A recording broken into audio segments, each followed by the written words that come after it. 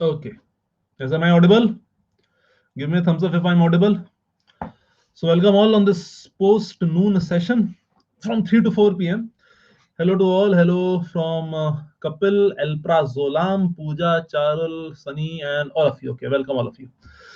So guys, what is this all about? This is a 1 hour. This is a 1 hour special class or a free class on a very important topic, that is the vessels of the upper limb. Vessels of the upper limb. So here we are discussing the concepts of all the vessels of the upper limb. What are the various questions that can come from here? Okay, and every other aspect from here. So myself, Dr. Ankit Khandelwal, and a code I have to repeat it once more, just so that you keep that in mind. If you want to subscribe for the Unacademy Plus courses, that's a great way to boost up your studies. Dr. Ankit 10. Okay, that's code. So let's start with the topic. The topic here is our vessels of the upper limb. So how we are going to proceed? We'll first start with the arteries. And then we'll have some word about the veins also. Arteries being more important, so we'll start with the arteries. Okay, so we're going to start with the arteries, then we'll come to the veins. Okay, now the upper limb. The topic is upper limb. So what are the various arteries over here? Which are involved? Various arteries over here which are involved arteries, they are coming from the proximal to distal. That is from the this from the heart and going to the upper limb part. So arteries to discuss over here are about subclavian artery. Then we'll discuss about the axillary artery.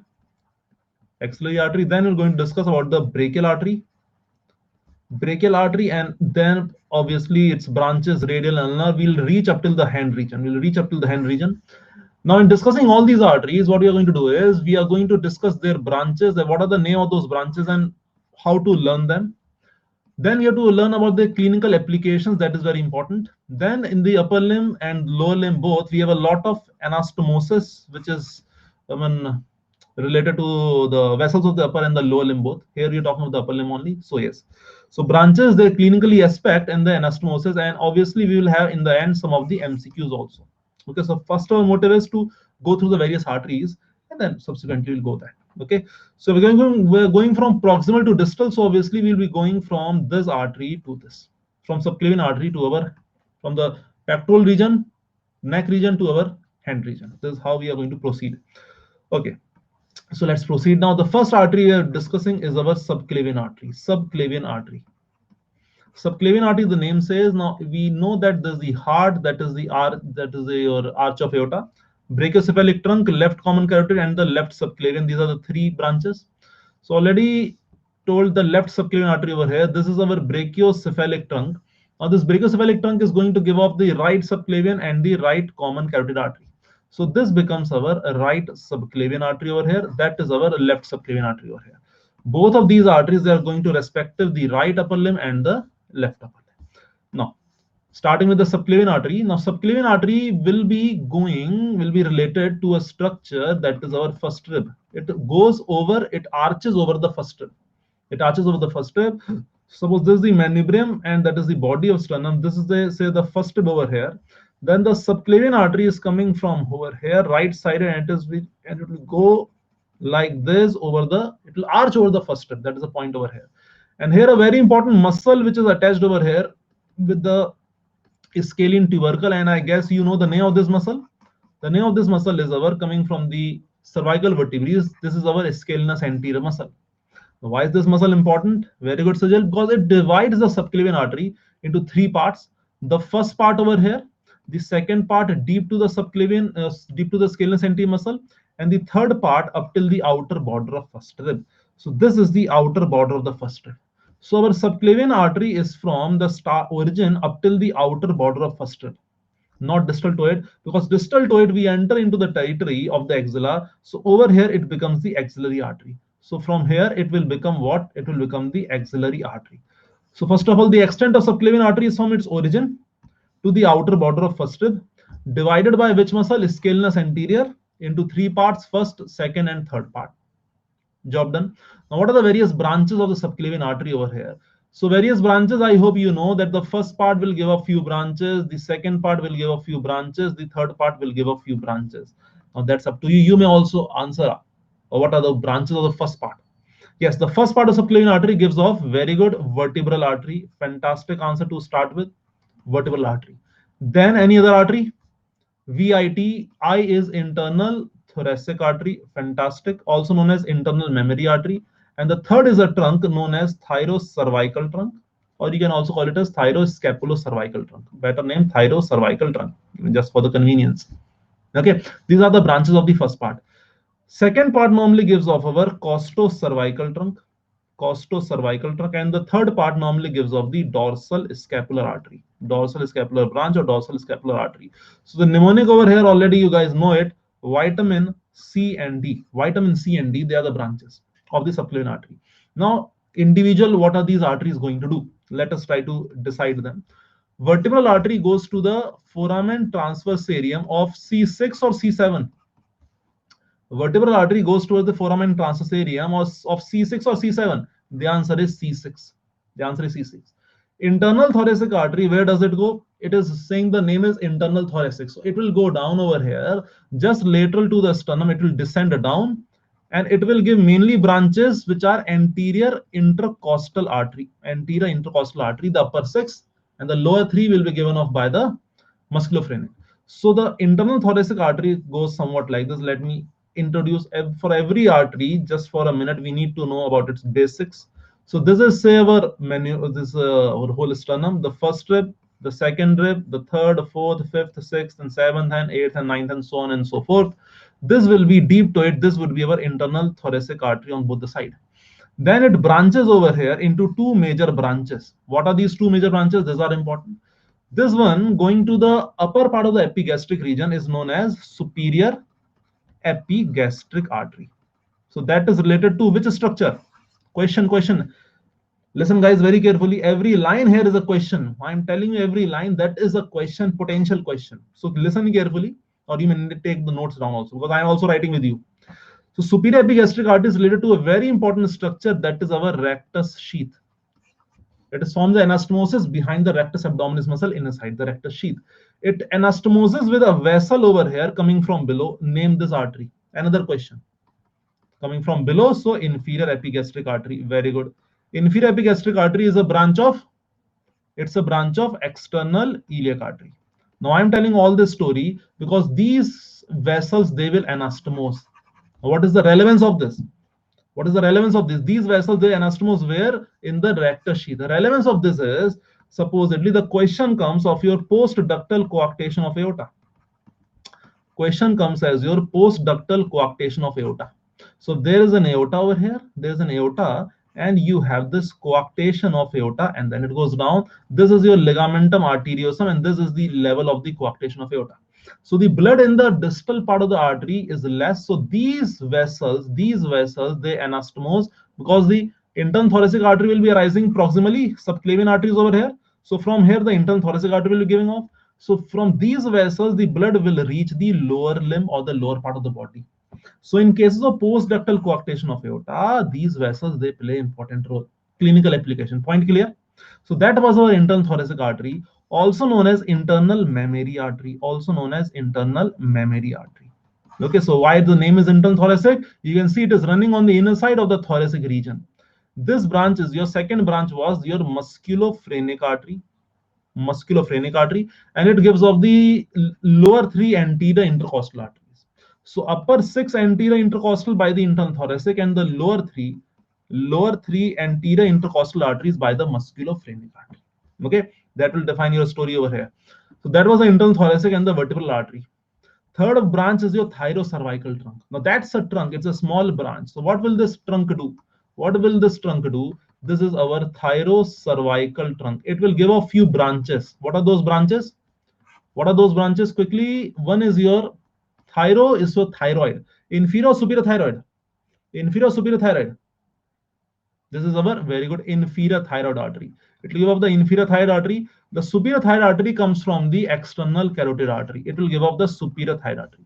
Second branch over here, probably our transverse cervical artery. It is the transverse cervical artery. From the word over here, the cervical, transverse cervical branch of transcervical artery that will around the neck region goes transversely.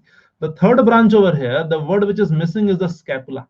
So third branch that comes off is the suprascapular artery. Suprascapular. There could be a confusion, sir. Why supra? Why not sub? Subscapular artery over here. Make a note. Subscapular artery is a branch of anyone. Subscapular artery coming from the third part of axillary artery. Third part of axillary artery. So the arteries are going medial to lateral. They are also going somewhat downward. So as the axillary artery goes over here, it will give third part will be somewhat over here. So that is below subscapular. One from here is suprascapular, above the scapula. So these are your three main branches from the thyrocervical trunk. This will supply the thyroid gland. It will also supply over here the parathyroid glands. Question. Transverse cervical artery over here. Transverse cervical artery, very important artery. What does it do? Transverse cervical artery at times in 1/3 of cases. Now I'm telling you a variation over here. Please make a note of it. A variation over here is that transverse cervical artery in 1/3 of the people, like if we are a gathering of here of 40-50 people, in 1/3 of us only, around 13 to 15-20 people, the transverse cervical artery gives off the dorsal scapular artery. In 1/3 of people, it gives off the dorsal scapular artery. So the dorsal scapular artery, which was coming normally from the third part, in 2/3 only cases it comes from the third part. In 1/3 cases, it will come directly from this transverse cervical artery. Point clear? That is the important, because 1/3 is a big number. 1/3 is a big number. If it was like 2-3%, 5%, it won't make much of a difference. But 1/3 is a big number, so you should know this. Okay, transcervical artery. Third is your suprascapular artery. Now, what will this suprascapular artery do? Suprascapular artery. Now, as the name is saying, scapular. Same way over here, we have the word dorsal scapular and scapular. So all these arteries whose names have scapula, common sense, that will supply around the scapula. So it will be supplying in the upper part of the scapula. We'll come into the scapular anastomosis. You are right that it participates in the scapular anastomosis. So suprascapular artery will actually pass over the superior angle of scapula. It will go towards supplying the scapula. Now, does it pass deep to the ligament, that ligament over suprascapular ligament, or does it pass superficial to the ligament? The ligament of the suprascapular notch over there. Does it passes deep or superficial? Because there are two things. There's suprascapular artery and there is a suprascapular nerve. There is a suprascapular nerve. One structure normally passes deep and one structure normally passes superficial. Yes. So which structure is deep? Which is normally the nerves are deep, and the arteries normally they are superficial to that suprascapular ligament. So remember that.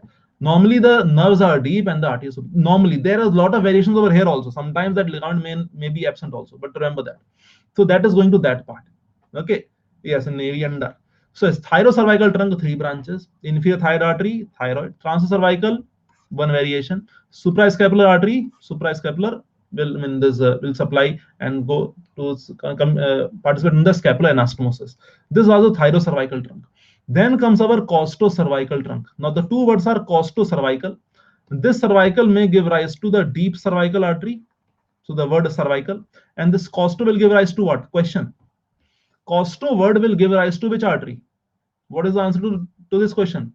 Costo will give rise to the superior intercostal artery. Superior intercostal artery, which will give rise to anterior or posterior intercostal arteries. Answer from your side, guys. It will give rise to the posterior, the upper two posterior intercostal arteries come from this. These are all the questions. Okay, costocervical trunk. Now we have the dorsal scapular artery. Normally in 2/3 of cases it will come from here. It will run along with the dorsal scapular nerve, which you know supplies which muscles? In the morning we did. Dorsal scapular nerve supplies which muscles? Levator scapulae and the rhomboids. So the dorsal scapular artery runs along with this nerve. Artery also needs the arterial supply. Muscles need the arterial supply. So muscles, apart from getting the nervous supply, will also get this arterial supply from here.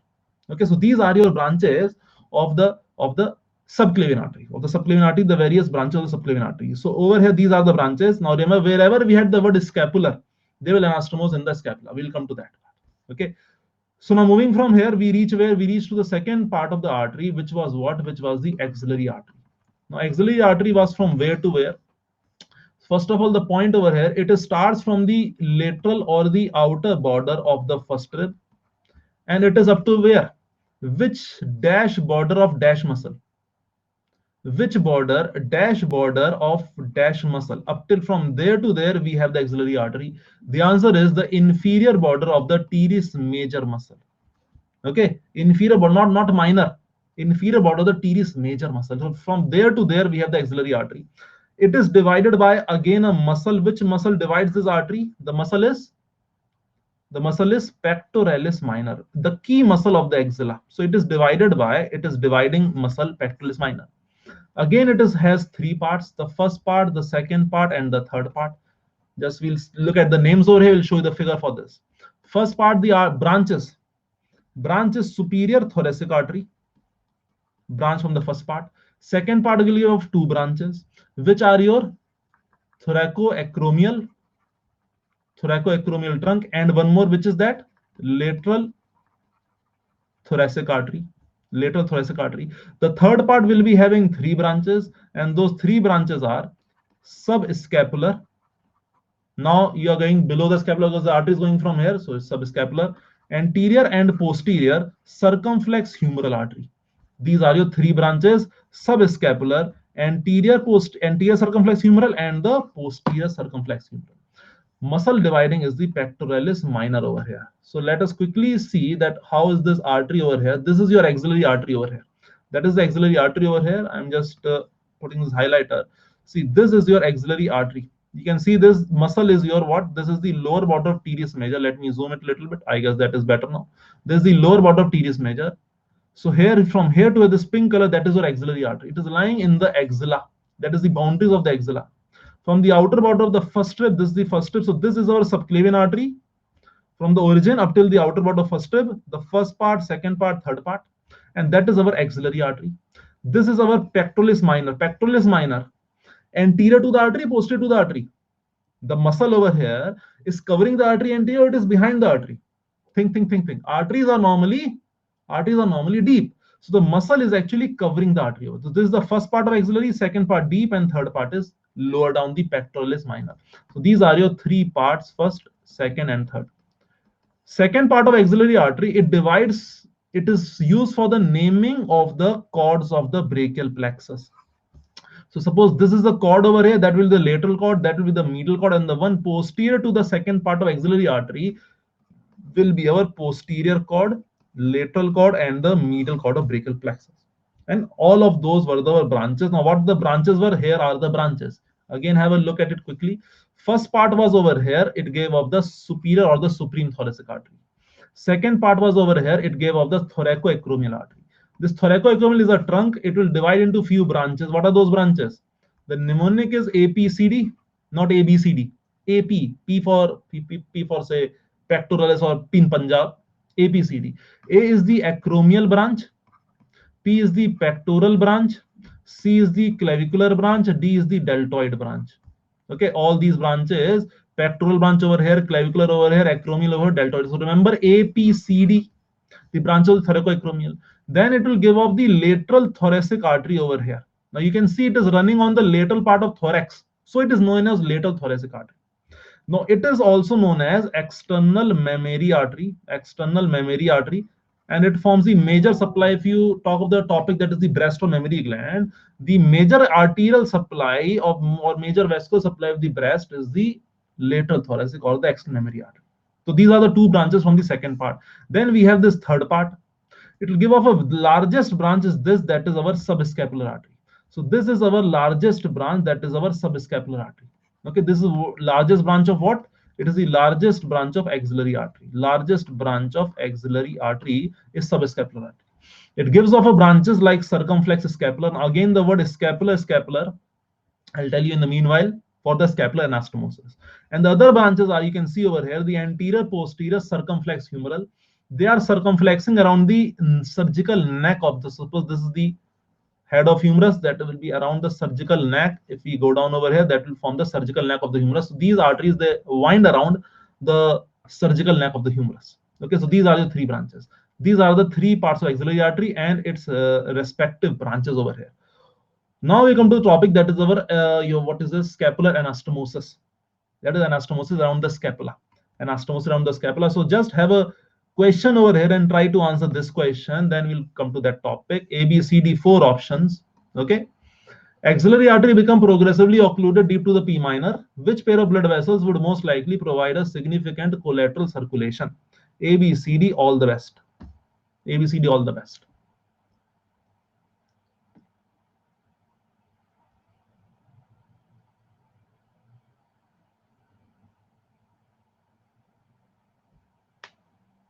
A, B, C, D, all the best. Axillary artery become occluded where? Deep to the pectoralis minor muscle.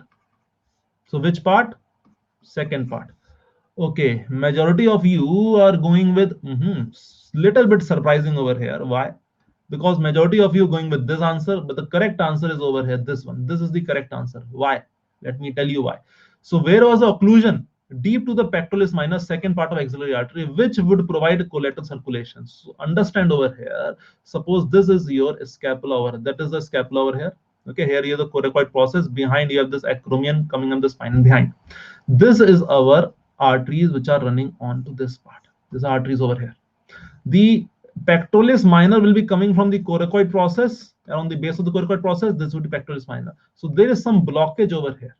So therefore, the arteries should be coming from the proximal part, and the branches should be also coming from the distal part. And these should anastomose around the scapula. That is our scapular anastomosis. Now, what arteries come from proximally? Now, that is the beauty of the nature or the creator, that there are branches which are coming from the subclavian artery quite proximally, and there are branches from the third part of the axillary artery that anastomose around the scapula. What is the branch from the subclavian artery? We already discussed suprascapular artery. Suprascapular artery. One more could be there, dorsal scapular artery. Yes or no? These two were branches from the subclavian artery.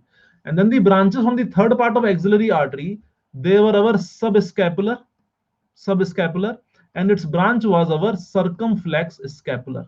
So these are the vessels which will anastomose. Have a look at this diagram over here and then try to understand. So this is a diagram over here, which is, and this you will try to understand.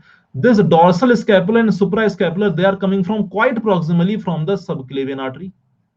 Okay, and this your subscapular, circumflex scapular, they are coming from the third part of axillary artery. So they anastomose around the scapula. So if there is any abnormality, any compression, as in the question in the second part of the axillary artery, as there was a compression over here, these will take over. So the answer was over in this question. The answer was over here, the subscapular and the suprascapular. Look at the other branches. These two are branches only of the axillary artery, and that too of the third part. They anastomose, but that is not causing that is not solving our problem is in the proximal part. Subscapular, again, these again are branches of axillary artery. That is not solving our problem is in the second part of axillary artery. This is solving our problem. Lateral thoracic, that is in itself a second part, and supreme first part. Already this is occluded, second part is occluded. This is the second part that is getting occluded. So obviously the answer becomes this. Okay, so that was a little bit of the subclavian artery and the axillary artery, subclavian artery and the axillary artery. Now, if I may ask you a question over here, that these branches which we have just dealt of the axillary artery, they also pass around a few of the spaces. For example, circumflex scapular artery, it is a content of which space? It is a content of dash space. Name the space. Name the space. And then we have this posterior circumflex humeral artery. It is also content of dash space. Spaces around the scapula. I'll just show you. Yes, it is a upper triangular space over here. Upper triangular space over here. And PCHA, posterior circumflex humeral artery, is the content of the quadrangular space. And what we are going to learn now, that axillary artery gives off the continues as the brachial artery. So brachial artery main branch is your profunda brachii artery, and that is the content of lower triangular space. That is the content of lower triangular space. All these branches, they are contents of spaces.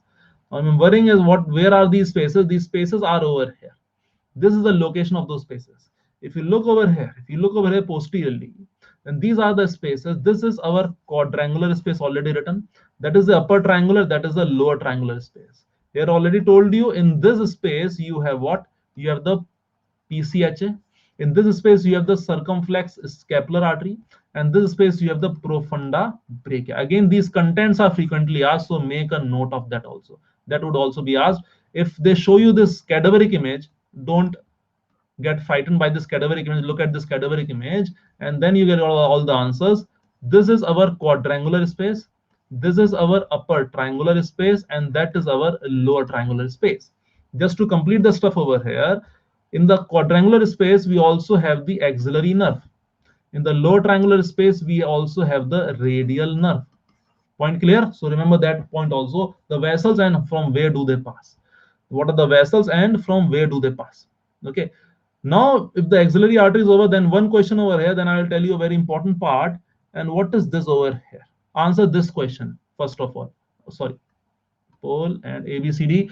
All the following are branches of the brachial artery except A, B, C, and D over here. Let's try to answer this question.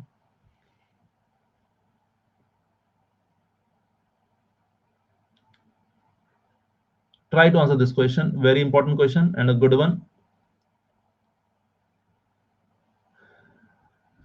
Branches of brachial artery are all except. Very good. Certainly a vast improvement in the percentage. Last 5 seconds. Good. Around 60%. That's a great number. Common introitious artery is not. It is a branch of dash artery. First of all, if it is not a branch of brachial artery, then it is a branch of. It's a branch of ulnar artery. Very good, Rohit. Very good, all of you. And these are all the branches of brachial artery. So now the question comes: brachial artery. Brachial artery starts from where? Where the axillary artery will end. Where did axillary artery ended? At the lower border or the inferior border of the teres major. So brachial artery will start from here. It will pass throughout the arm and it will end where? Just distal to the elbow joint, distal to the elbow joint as it terminates into radial and the ulnar artery.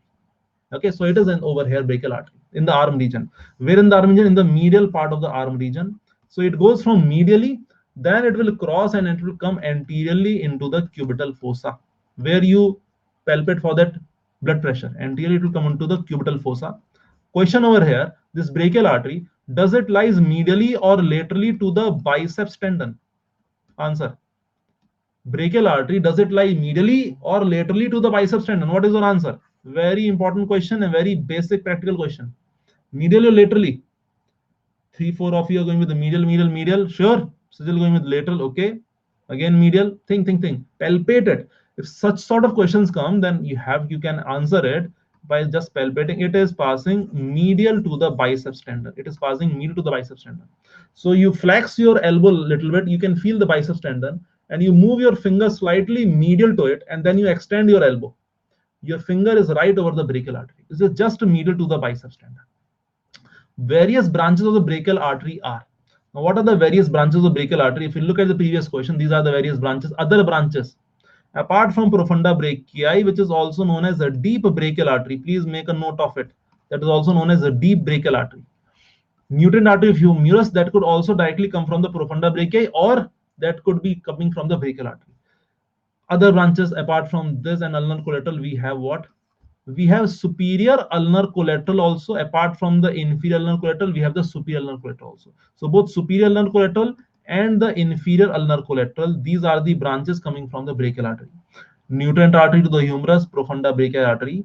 These are all the branches of the brachial artery, terminates into radial and ulnar artery. Okay, terminates into radial and ulnar artery. Okay. Now this small part of brachial artery is clear. Now there's one more question, that is there any relation, very important, please make a note, between the brachial artery, erase this, yes, between the brachial artery and the median nerve. What is the relation between the brachial artery and your median nerve? Think and answer. Brachial artery and median nerve. From proximal to distal, what is the relation? So if we are talking of the right, limb over here, so imagine the right limb. In the beginning, this is your brachial artery over here in the beginning, and it is going over here. The median nerve, yes, median nerve is where? In the beginning. Tell me in the beginning, what is the relation of the median nerve to the brachial artery? In the beginning, the median nerve is lateral. Remember, the M over here continued as the median nerve in the brachial plexus. This was the median nerve over here. Okay, and here what we had the axillary artery, so that will actually go down over here, and in starting the median nerve is lateral. Median nerve normally crosses it like this and then becomes medial in the cubital fossa. So first of all, in the proximal part, median nerve is lying laterally, brachial artery is lying medially. Then the median nerve crosses from lateral to medial side, anterior to the brachial artery normally, And then median nerve is the structure which is most medial in the cubital fossa. So this area, if this is your cubital fossa over here. So this crossing is very important. Why? In the arm amputations, when you're doing the arm amputations or above elbow amputations or below shoulder, whatever amputation you're doing, when you ligate this artery, remember there's a nerve which is very close to this artery. So that could come as a clinical question of you. Then in doing the above elbow amputation, while ligating the vessel, which nerve gets damaged, or what is the clinical situation after it gets irritated or it gets injured over there. So remember the close relation between the brachial artery and the median nerve. Please make a note of it. Okay, that is a very close relation. Okay, if this point is clear, now let us see the brachial artery in a particular diagram and look at all of its branches. Look at all of its branches over here. What is the other thing which is being shown you in the image is the another anastomosis after scapular anastomosis. The other anastomosis which we need to know is anastomosis around the elbow. These are both very, very important anastomosis. Why is the elbow anastomosis needed? If you flex your elbow and if there is only this artery which is going, your artery will get occluded. How will the blood go into the forearm and the hand? So therefore, at the elbow, at all the major joints, ankle joint, knee joint, hip joint, shoulder joint, elbow joint, you have the anastomosis. So therefore, there are few vessels from here, from superior that will come down, and few vessels from inferior that will go above, they will ascend and they will form the anastomosis. That is the anastomosis around the elbow.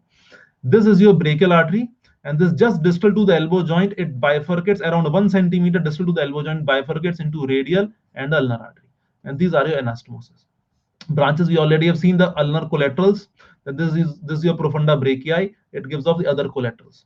Now, what are the anastomosis around the elbow? I guess some of you may be knowing, but first let us start about the anastomosis around the elbow. That is another question asked. Anastomosis around elbow. So we know that this is, say, the arm region, that is, say, the forearm region. This was our brachial artery coming down. Yes, divided into radial and a bigger one, ulnar artery. The brachial artery already gave off the superior ulnar collateral and the inferior ulnar collateral. I just write over here superior ulnar collateral and inferior ulnar collateral. The brachial artery also gave in the beginning the profunda brachii artery, which was going behind, in which space? A lower triangular space, along with which nerve? There was a nerve along with it, radial nerve. So profunda brachial artery was going behind, then it will give off artery which will coming like this, and then it will give off a branch over here. What are these branches? Profunda brachii artery over here. This is your middle collateral artery. This is your middle collateral artery. And this which is going anteriorly is your radial collateral artery. Is your radial collateral artery. So we have 4 collaterals coming from above. 2 directly from the brachial artery, which are a superior ulnar collateral and inferior ulnar collateral. 2 from the profunda brachii, 1 going posteriorly. So these are going posteriorly over here, and these are going anteriorly over here. A is for anteriorly over here. The middle collateral going posterior, radial collateral going anteriorly. So if the question comes from this part only, which vessel pierces the medial intermuscular septum? Answer. Which vessel pierces the medial intermuscular septum? Medial intermuscular septum has to be over here, and lateral intermuscular septum has to be over here. Which vessel pierces the medial intermuscular septum? What will you answer over here? The answer has to be, very good, superior ulnar collateral artery. Because remember, the brachial artery was initially anterior, then it will give off superior, which is going posterior, so it has to pierce it. It has to pierce it. The other question, which vessel pierces the lateral intermuscular septum? What is your answer? Which vessel pierces the lateral intermuscular septum? Answer would be, very good, profunda brachii. You can see it is lying posteriorly. It is giving off the radial collateral, which is going anteriorly, so it has to pierce this septum over here. This septum, I guess you understand. If we take a TS from here, this is the humerus bone. These are your 2 intermuscular septum. This is your anterior compartment anteriorly. That is your posterior compartment posteriorly. These are the flexor muscles. These are the extensor muscles. So these structures, they are piercing the intermuscular septum. Point is clear. Now, as we go down, we have this ulnar artery. It gives off the, as we already discussed, the common introitius, which will give rise to the anterior and the posterior introitius artery. Okay. Now, this posterior introitius artery will give off the introitius recurrent. Now, here we come to the other part. That the 4 arteries were coming from above, 1, 2, 3, and 4. Four arteries have to come from below, 1, 2, 3, and 4.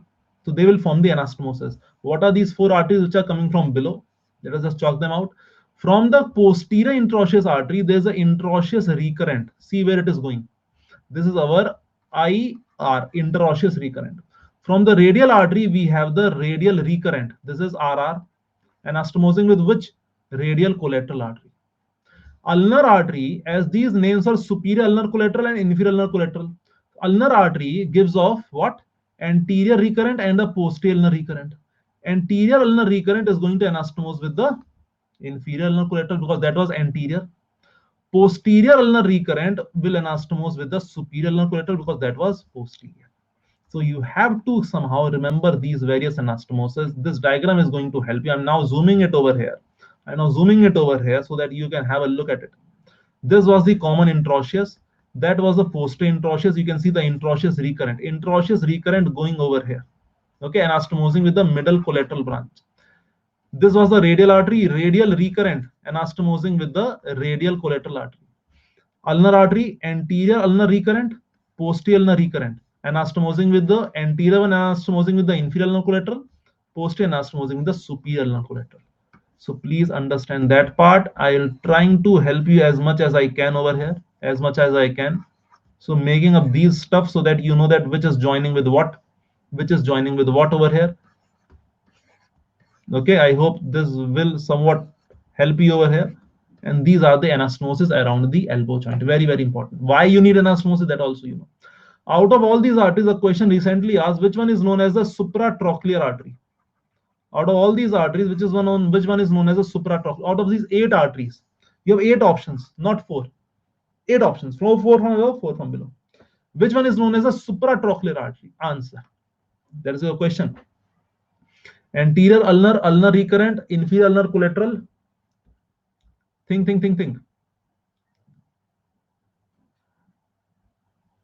Inferior ulnar collateral, AUR is anterior ulnar recurrent. Okay, where is the trochlea? This is the capitulum area, that is the trochlea area over here. Okay, this is the capitulum, that is the trochlea over here. Okay, so it is basically what is anastomosing in the front of trochlea is the inferior ulnar collateral from here and your anterior ulnar recurrent from here. Out of these, this inferior ulnar collateral artery is said to be simply as the supratrochlear artery because it is present, see, superior to the trochlea. No, this is trochlea coming from above, supratrochlear artery. Are you getting a point? Although anterior ulnar recurrent passes anterior, but this artery is coming superior to the trochlea, it is anastomosing over here. So the best name, logical name, has to be the inferior ulnar collateral artery, a direct branch from the brachial artery, a direct branch from the brachial artery. So these are your two important anastomoses, which you have to keep in mind. Very, very important anastomosis around the scapula and around the elbow, which we all have to keep in mind. Okay, now moving from here, then this gives off the artery which is continuing down as the radial and ulnar artery. Now, if I may ask you another question, radial artery and ulnar artery, which is the bigger one? Which is the larger of two? Larger of two is very good. Ulnar is much bigger than the radial artery. Ulnar is much bigger than the radial artery. Now, these will go into the forearm, radial ulnar collateral, radial ulnar artery. Ulnar artery gives off the common interosseous artery, which will divide into anterior and posterior interosseous artery. Interosseous. Out of these two, if the question now comes, which is the bigger one, anterior interosseous or the posterior interosseous? Which is the larger branch of the common interosseous? Anterior or the posterior interosseous? Think. Over here, it is the anterior interosseous, which is larger than the posterior interosseous. Anterior interosseous, which is larger than the posterior interosseous. Next question, if we look over there again, over here, you can see this. I'm zooming it a little bit for a while. You can see this posterior interosseous artery, and this is our anterior interosseous artery. Posterior interosseous artery over here. Focus on the posterior interosseous artery. Does this penetrate or does it perforate the interosseous membrane? Yes, true statement or false?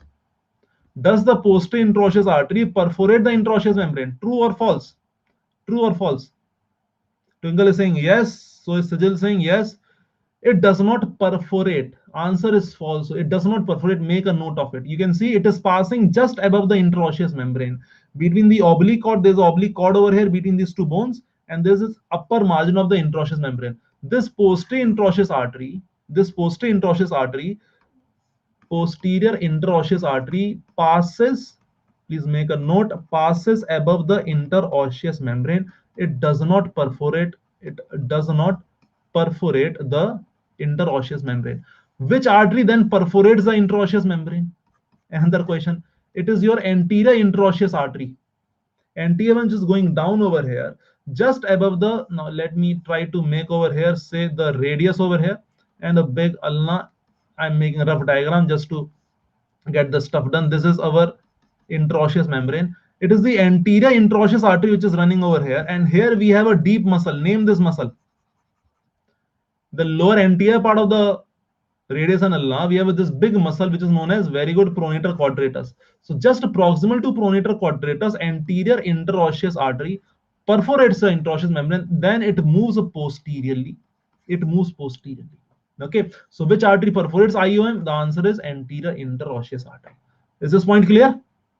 I hope this point is clear. Okay, so we have now reached this elbow. We are now going to this part, but before going into the hand, we have the two arches and all, but before going to the hand, let me make a very important point over here which I want to discuss with all of you. Is that we have already seen what we have seen: the subclavian artery, then we have seen the axillary artery, then we have seen the brachial artery, and now we are seeing its branches into radial and ulnar artery.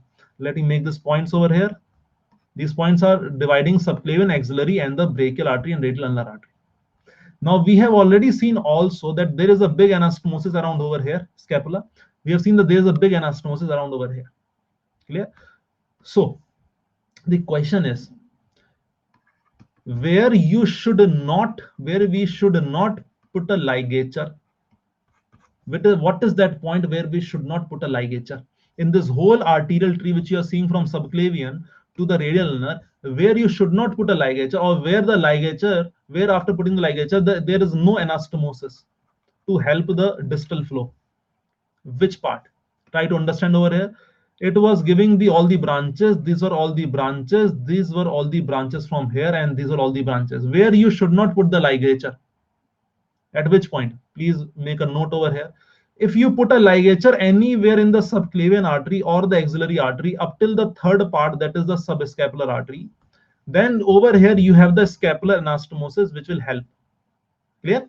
From over here, the profunda brachii artery and up till the radial nerve, if you put an ligature, suppose you have to control distal bleeding, the elbow anastomosis will help. Now, what is the problem? Problem, I guess you guys must have understood by now. This area. Which area? From the last branch of axillary artery, probably it is a subscapular artery, up till the profunda brachii artery, where it arises from the brachial artery. This area there is no anastomosis. So if inadvertently you put a ligature over here, the blood supply to the distal part of the limb is very much compromised. Did you got this point? So where we should not keep the ligature, very important. Where we shouldn't, because then the distal part is going to be compromised. There could be few blood supply, but not major. So this part between the branches of the coming of the subscapular artery from the third part of axillary and coming of the profunda brachii artery, which is normally the first branch of the brachial artery, you should not put the ligature. Okay, that is one applied. Second applied is this axillary artery over here. It is inside the axilla. Axilla, you have a lot of lymph nodes, a lot of structures over there, and there could be deep stab wounds which could be, damage the axillary artery. Now, if there is a damage to the axillary artery, the bleeding is over here. How are you going to control that bleeding? Clinical question. How are you going to control the bleeding from the axillary artery? Emergency. Suppose there is an emergency. How are you going to do it? What is going to help you over here? Think. What is the structure over here? What is the structure? This structure is your clavicle.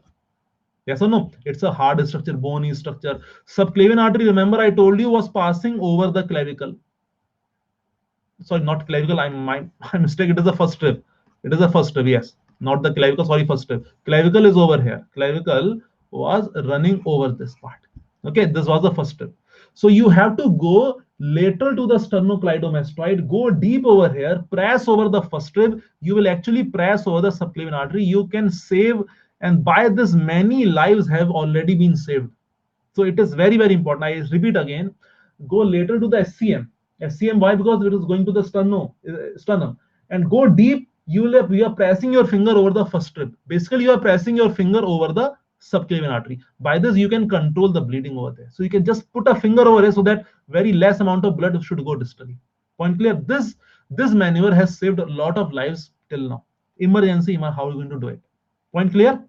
Suppose there's any stab wound, any bullet wound, any gunshot injury over in the axilla, and you are not sure that the BP is dropping of the patient. There's a gunshot wound over here, and the BP is dropping. You know there's some internal bleeding, and you know which artery is over here, axillary artery. How are you going to do it? You can't simply cut and open it like this only. You need a whole setting for that. Emergently, you can put a finger over deep inside. You can decrease the amount of blood flow. Okay, so this was one point where not to put the ligature and how to control the bleeding over here. How to control the bleeding. Okay. In this part also, there's one more term which you guys can help me. Subclavian steal syndrome. Have heard of it? Subclavian steal syndrome. That is also applied of the subclavian artery. Subclavian steal syndrome. What normally happens if there is this stenosis to the subclavian artery. Suppose this is your first tip over here. If there is stenosis to the subclavian artery over here, okay, then its branch or anywhere over here, mainly the answer is the reason is atherosclerosis, not directly over the first tip. It can be anywhere over here. Main reason is atherosclerosis. Then the vertebral artery from this side, from the ipsilateral vertebral artery which is going over here, and the opposite side vertebral artery, the blood from the opposite side vertebral artery will go into the basilar artery. From there it will come back. So there is a reversal of blood flow. There is a reversal of the blood flow in the ipsilateral vertebral artery. Ipsilateral means where you had the subclavian artery stenosis. On which side the patient is having the subclavian artery stenosis, on that side the vertebral artery has a reversal blood flow. The blood will be flowing in this direction to support the upper limb. Now other symptoms could be neurological symptoms over here. The patient may have some of the neurological, like dizziness, vertigo and all neurological symptoms, because the blood supply to the CNS is compromised. Okay, so normally atherosclerosis on the subclavian artery, the person may present to you with CNS symptoms.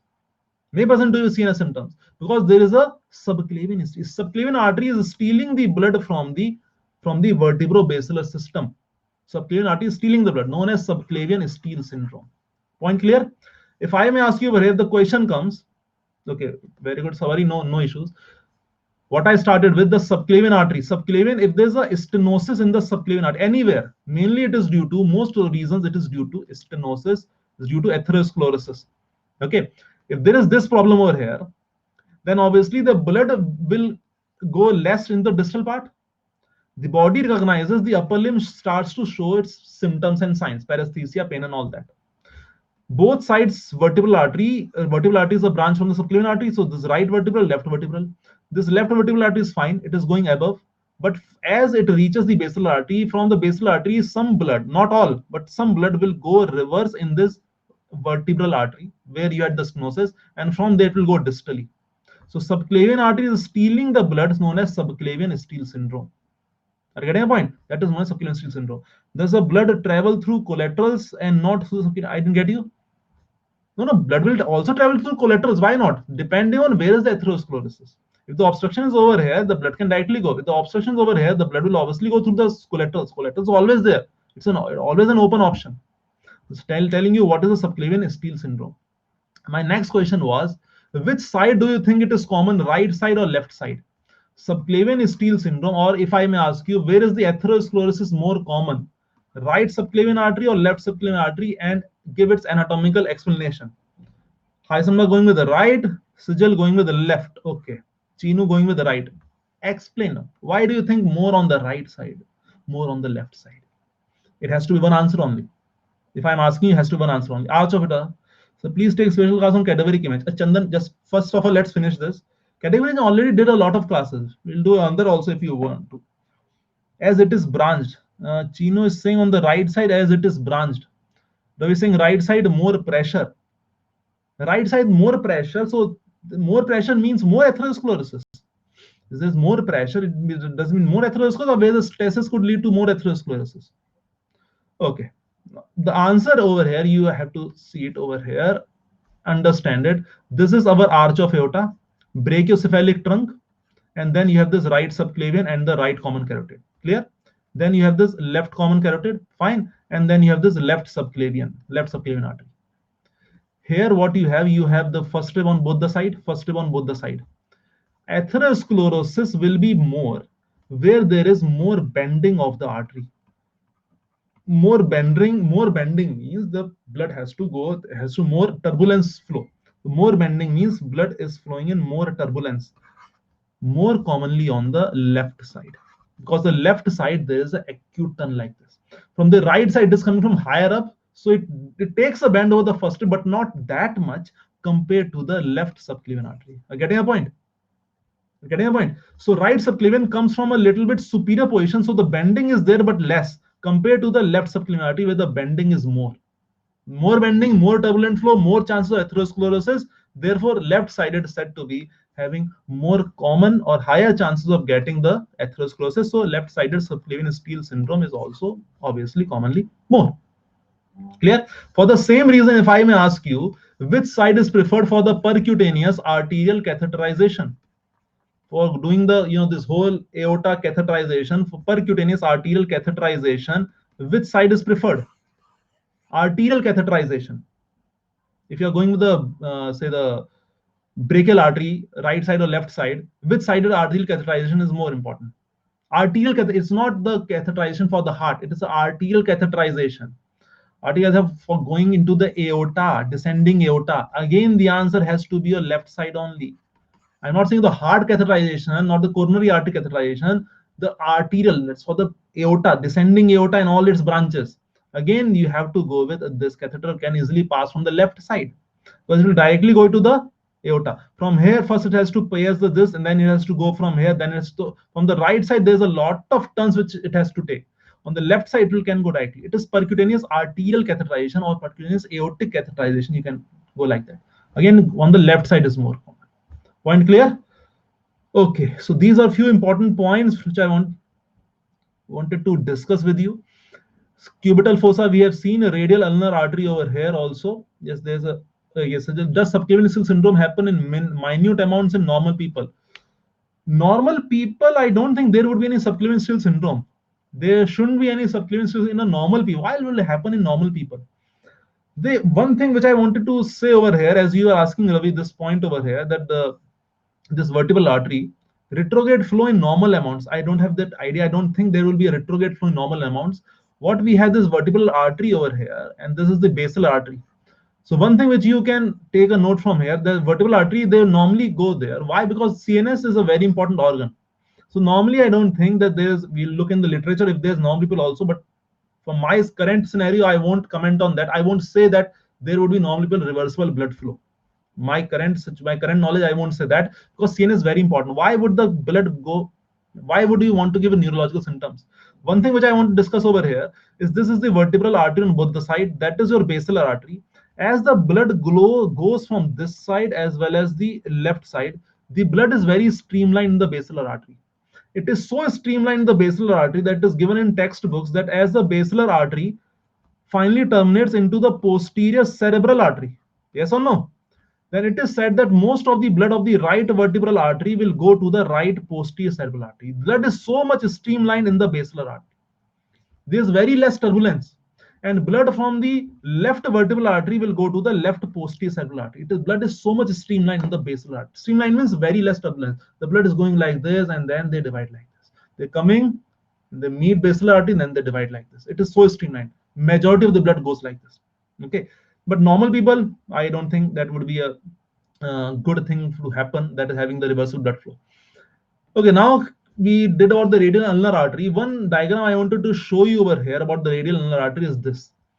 The arrangement in the radial arrangement in the front of the wrist. That is a question nowadays commonly asked. We'll give you a cadaveric image, which is where. So one mnemonic I used to make, I guess some of you may remember, about the artery and the tendon. If you remember, anyone?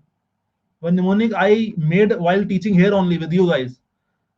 What was that mnemonic? Few months back, I guess. If someone remember it, that was your ALT button, alt button we have in our keyboard. No, alt button.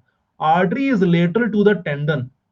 Artery over here refers to radial ulnar artery. Tendon refers to FCR or FCU. Now let's have a look. What do we mean by this? Is the radial artery, that is the FCR tendon. Artery is lateral to the tendon. This is the ulnar artery, that is the FCU. Artery is related to the tendon. So just remember at least ALT. That will help you over here. Okay, remember at least ALT, that will help you over here. Okay. Now, second thing in the ulnar artery that is commonly asked is relation of the ulnar artery to the ulnar nerve. I'm zooming it. Please remember it for always. This is the ulnar nerve, that is our ulnar artery. This is the FCU. So ulnar artery is most lateral. This is the lateral aspect, that is the medial aspect. Ulnar artery is lateral not just to the tendon, it is also lateral to the ulnar nerve. It is also lateral to the ulnar nerve. Clear? And radial artery is over here, FCR is over here. Median nerve, that is why we call it as a median, because it is running in the midline, in the forearm and the anterior part of the wrist. So remember these basic relations, they are frequently asked about the relations over here. Then one more thing about this, that the radial and ulnar artery, as they enter into the hand, first look at this figure. Look at this figure as the other way around, but still we guess we can see a lot of things from here also. Okay, I'm just picturing it perfectly in the center. Okay, over here like this. Radial artery is continuing as which arch? Deep palmar arch. Deep palmar arch is finished off, completed by the deep palmar branch of ulnar artery. So radial artery continues as the deep palmar arch, and ulnar artery continues as mainly your superficial palmar arch, which is slightly around a centimeter distal to the deep palmar arch. Deep palmar arch, superficial palmar arch. So radial artery, deep palmar arch, ulnar artery, superficial palmar arch. You can make a mnemonic like this, DRSU. You can make a mnemonic like this. Also deep for radial, superficial for the ulnar artery. Okay, Dr. Surbhi SU, okay, something like that. If you want to make it, you can make that also. So these are the palmar arches. Now comes your Allen's test. Someone was asking about the Allen's test. What is this Allen's test? Now what is this palmar arch? It is the another collateral. It is the collateral for the hand. With the radial and ulnar artery, they mix with each other. It's a collateral supply in the hand. So we have collaterals in the elbow, collateral in the hand also. So what is this Allen's test over here? Yes, what is this Allen's test over here? Allen's test is if you ask the patient to make a tight fist. Once you ask the patient to make a tight fist, all the blood will be drained from this into the veins.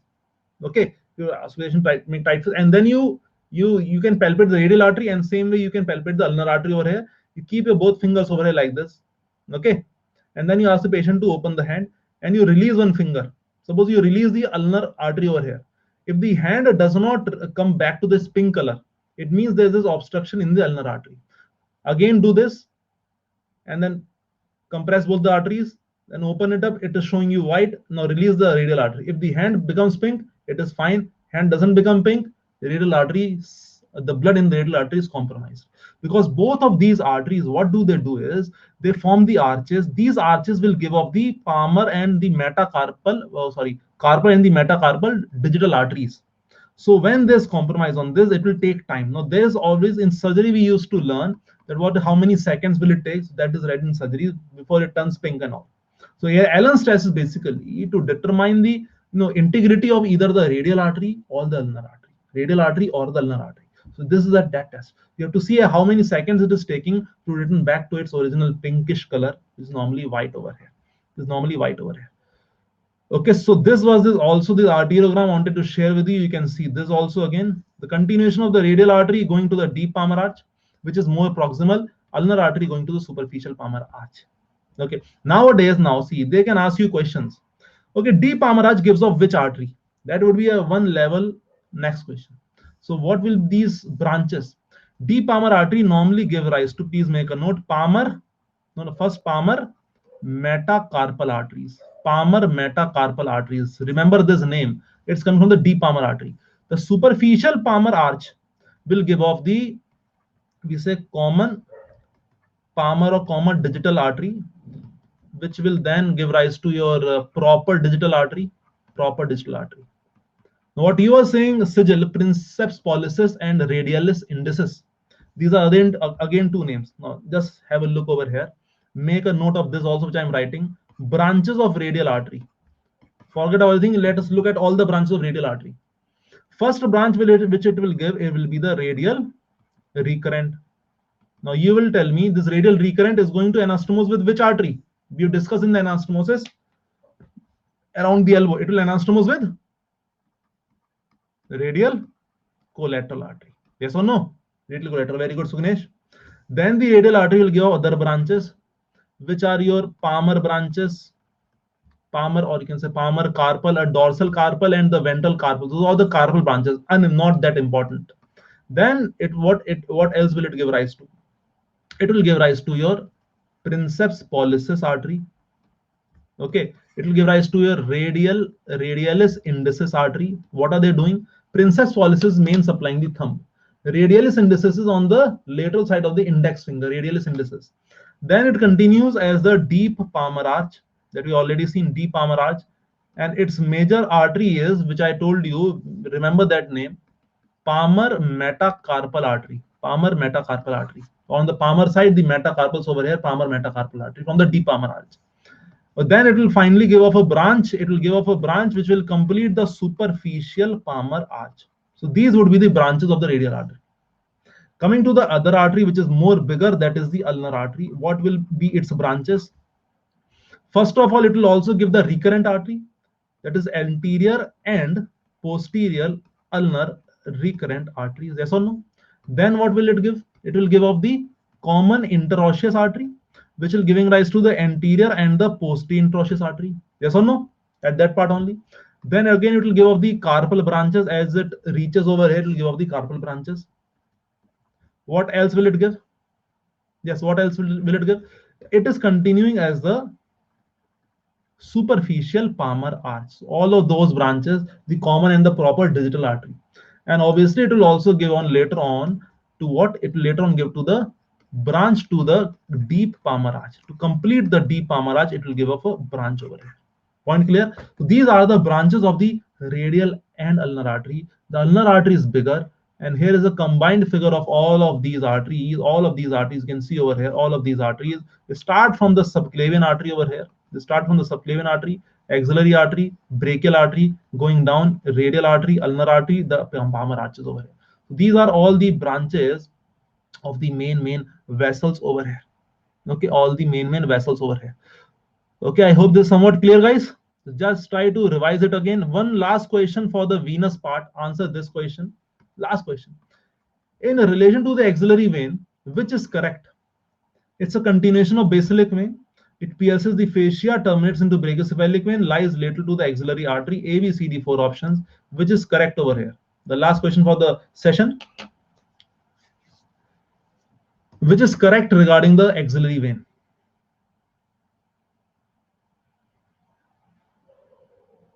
Think and answer. Think and answer. 15 seconds left.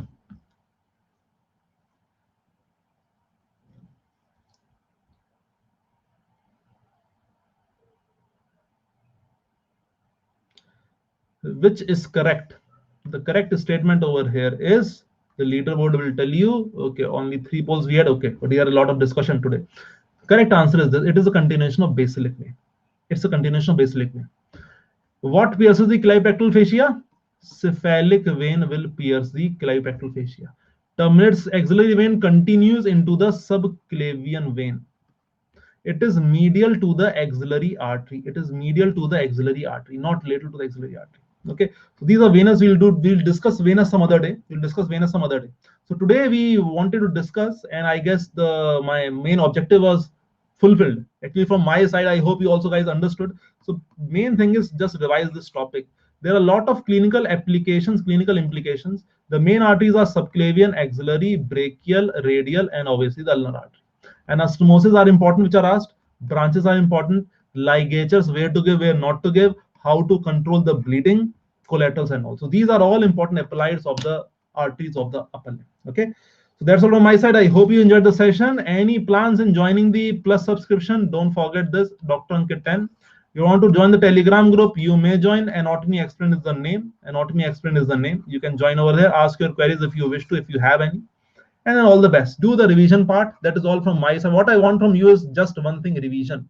Nothing else. One thing: revision and revision. Planned revision. Okay. Bye bye. Good evening. See you probably tomorrow.